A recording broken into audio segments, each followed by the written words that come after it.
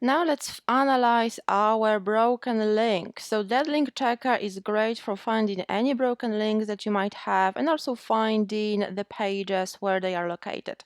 While it is not the most thorough and specific tool, this gives you a certain idea if broken links are a concern, and if they are, obviously you can use more in-depth tools. So go to deadlinkchecker.com and paste in your URL.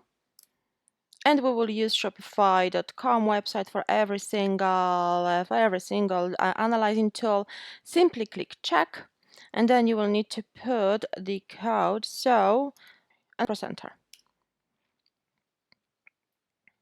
Now it checks our website. It usually takes a few minutes, so we will need to wait. Okay, and now we've got results. So Shopify actually has got 51 dead links, so 51 broken links, and we've got a list of the broken links. And as I mentioned, it doesn't give you the details of the broken links. They just kind of tell you which links are broken, but they don't tell you where they are located. So you can click on the full report right here.